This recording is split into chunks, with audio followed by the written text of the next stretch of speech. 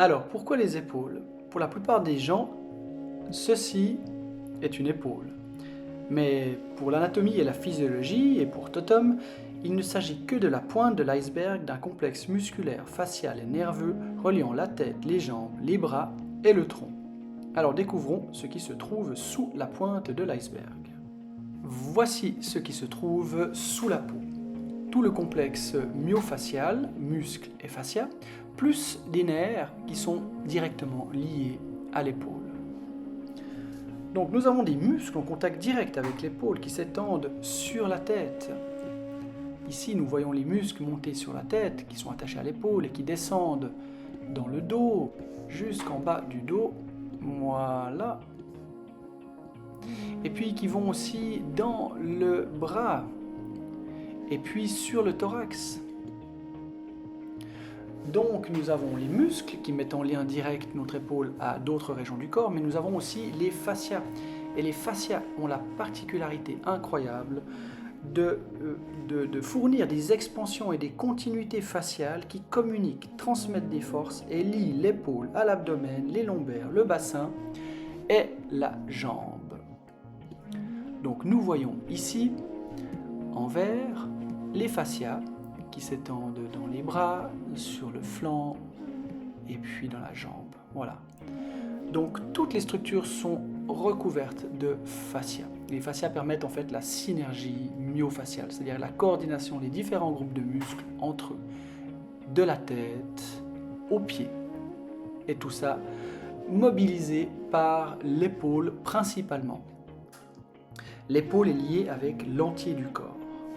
Mais ce n'est pas tout, parce qu'il ne faut pas oublier les nerfs en lien étroit avec l'épaule et puis les mouvements de notre épaule. Il y a, si je fais un zoom, ici il y a le nerf vague, donc le nerf vague qui est le nerf de la digestion entre autres et qui chemine à travers le système myofacial. Donc la tension, la force, la qualité de notre système myofacial à travers lequel le nerf vague chemine sera primordiale pour la transmission nerveuse et la qualité en fait, le fonctionnement nerveux. Et puis il y a aussi le nerf phrénique, ici le nerf donc de la respiration. C'est le nerf qui va jusqu'à notre diaphragme, ici la coupole diaphragmatique, donc le muscle principal de la respiration. Donc ce nerf phrénique, pareil, il est lié avec une origine commune au niveau des cervicales, ici, avec les branches du nerf supraclaviculaire, ici et ici. Donc ces nerfs supraclaviculaires, ils sont complètement concernés par l'épaule. Il y a un autre nerf très important qui s'occupe de l'innervation du haut de la nuque, c'est celui-ci, c'est le nerf accessoire. Et ce nerf accessoire, en plus d'être lié avec les mouvements de l'épaule, a en partie un lien avec le nerf vague. Donc tous ces nerfs se rencontrent à certains endroits et communiquent entre eux et sont liés à l'épaule. Donc je le répète, l'épaule est liée avec l'entier du corps. Une dernière chose encore, il s'agit des vaisseaux sanguins. J'en ai pas parlé. Évidemment, les vaisseaux sanguins cheminent aussi au travers du système myofacial. Donc en conclusion, en fait, les mouvements de l'épaule et ceux de notre respiration impactent fortement le fonctionnement nerveux, circulatoire et locomoteur. À présent que vous pouvez bien visualiser la physiologie et l'anatomie sous-jacente à l'épaule, parlons de son extrême mobilité. L'épaule, c'est un peu la chef d'orchestre de notre système myofacial. Tout comme peut l'être par exemple l'hypophyse pour notre système hormonal ou le cerveau pour notre système nerveux. Les épaules orientent les mouvements du corps en mobilisant les bras pour accomplir toutes les tâches manuelles.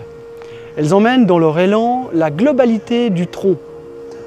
En levant les bras, en cherchant quelque chose, en se baissant pour ramasser quelque chose, en voulant faire n'importe quelle tâche manuelle, nos épaules emmènent notre tronc, emmènent la globalité de notre tronc et les jambes doivent suivre. De la souris de l'ordinateur à la coupe d'un arbre, les épaules donnent le la.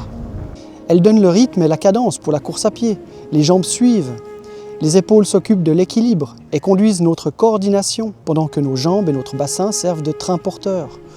La mobilisation tissulaire et structurelle provoquée par le mouvement des épaules est sans commune mesure avec celle stimulée par exemple par la hanche.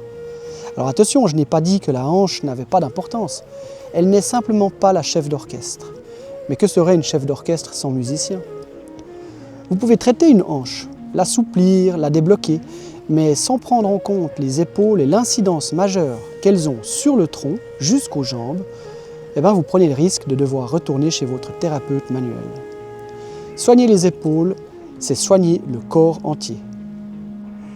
Et c'est sur cette base anatomique et physiologique liée à l'épaule que Totum a conçu pour vous des exercices simples, efficaces et spécifiques pour favoriser la santé dans sa globalité. Et pour finir, tout ceci explique peut-être pourquoi, selon plusieurs études épidémiologiques, les sports de raquettes comme le tennis ou le badminton figurent au premier rang des sports qui rallongent l'espérance de vie en bonne santé.